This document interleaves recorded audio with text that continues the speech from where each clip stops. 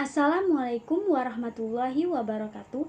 Perkenalkan, nama saya Yunia Robiati dengan NIM 202020201074 dari kelas PGMI 2 Fakultas Ilmu Tarbiyah dan Keguruan Universitas Islam Negeri Raden Fatah Palembang. Saya akan menjelaskan materi pembelajaran Bahasa Indonesia kelas 6 SD atau MI dalam buku tematik tema 2 yaitu berjudul Persatuan dalam Perbedaan dengan subtema 1 yaitu berjudul Rukun dalam Perbedaan dengan menggunakan pendekatan kontekstual. Adapun tujuan dari pembuatan video ini yaitu untuk memenuhi tugas ujian tengah semester mata kuliah metodologi pembelajaran Bahasa Indonesia MI dengan dosen pengampu yaitu Ibu Hani Atus Soliha MPD. Baiklah, langsung saja kita ke materi yang pertama yaitu materi dengan kalimat tanya. Sebelumnya, apa sih kalimat tanya tersebut? Baik, saya akan menjelaskan tentang apa itu dari kalimat tanya. Kata tanya atau kalimat tanya untuk membuat peta pikiran suatu teks. Kata tanya atau kalimat tanya merupakan kalimat yang mengandung makna sebuah pertanyaan yang digunakan untuk memperoleh sebuah penjelasan. Kalimat tanya atau kata tanya tersebut dapat dibuat menjadi peta pikiran dalam suatu teks. Adapun jenis-jenis dari kata tanya yaitu dibagi menjadi 6. Yang pertama, apa atau what. Yang kedua, di mana atau where. Yang ketiga, kapan atau when. Yang keempat, siapa atau who. Yang kelima, mengapa atau why. Dan yang terakhir, bagaimana atau how. Jenis-jenis dari kata tanya tersebut dapat disingkat dengan kata-kata yang mudah untuk dipahami dan mudah diingat oleh siswa, yaitu jika bahasa Indonesia, kata tanya disebut dengan sebagai adik simbah, yaitu apa, di mana, kapan, siapa, mengapa, dan bagaimana. Sedangkan dalam bahasa Inggris dapat disebut dengan 5W plus 1H, yaitu what, where, when, who, why, dan how. Saya akan menjelaskan secara singkat tentang apa itu dari jenis-jenis dari kalimat tanya tersebut.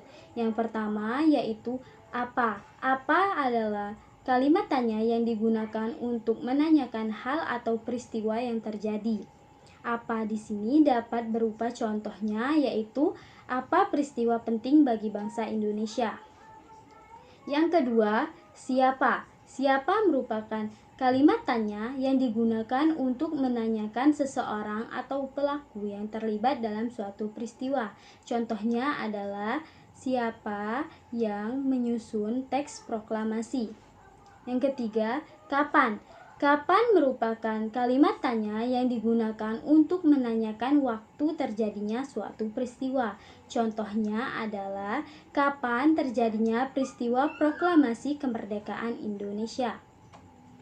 Yang selanjutnya yaitu di mana. Di mana merupakan kalimat tanya yang digunakan untuk menanyakan tempat terjadinya suatu peristiwa. Contohnya yaitu di mana teks proklamasi itu ditulis. Yang selanjutnya yaitu mengapa. Mengapa merupakan kalimat tanya yang digunakan untuk menanyakan penyebab terjadinya suatu peristiwa. Contohnya yaitu mengapa peristiwa proklamasi kemerdekaan menjadi tonggak dari sejarah. Dan yang terakhir merupakan bagaimana. Bagaimana merupakan kalimat tanya yang digunakan untuk menanyakan cara atau proses terjadinya suatu peristiwa. Contohnya adalah bagaimana asal mula atau sejarah dari peristiwa proklamasi kemerdekaan Indonesia. Selanjutnya, cara menemukan informasi penting dengan menggunakan kata tanya atau kalimat tanya. Adapun cara-caranya yaitu sebagai berikut. Yang pertama, buatlah pertanyaan terlebih dahulu menggunakan kata atau kalimat tanya yang berkaitan dengan isi teks yang ada dalam buku tematik tema 2 dengan subtema 1 pembelajaran 1. Yang kedua, carilah jawaban dari pertanyaan tersebut pada teks, karena semua jawaban dapat ditemukan di dalam teks. Yang ketiga, gunakan jawaban tersebut sebagai suatu informasi penting yang dapat kamu temukan di dalam teks tersebut.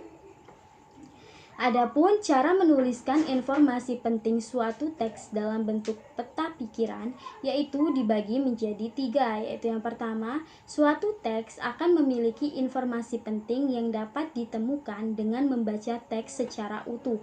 Yang kedua, menemukan informasi penting menggunakan kata tanya sebagai apa, di mana, kapan, siapa, mengapa, dan bagaimana.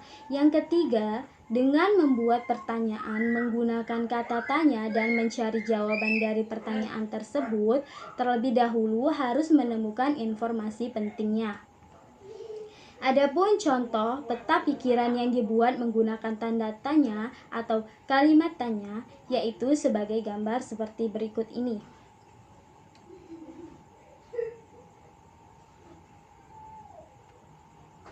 Selanjutnya, penggunaan kata tanya harus memperhatikan penggunaan kosakata baku dan kalimat efektif yang benar.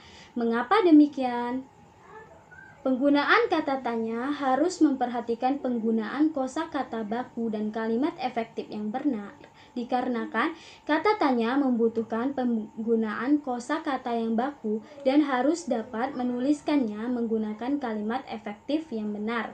Dengan menggunakan kalimat efektif yang tepat dapat menghindari kata-kata yang berlebihan, juga berguna untuk mengurangi kesalahpahaman dalam berkomunikasi.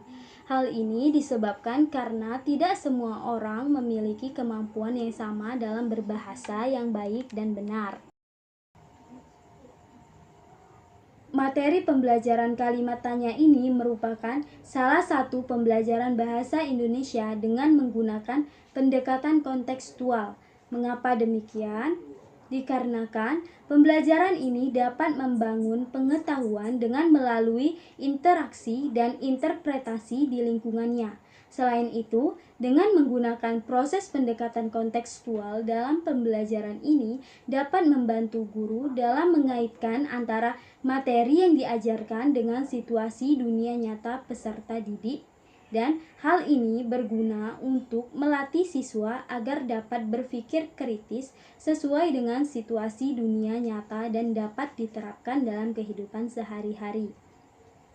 Jadi, materi pembelajaran dengan materi kalimat tanya ini sangat membantu dan dapat menggunakan pendekatan kontekstual.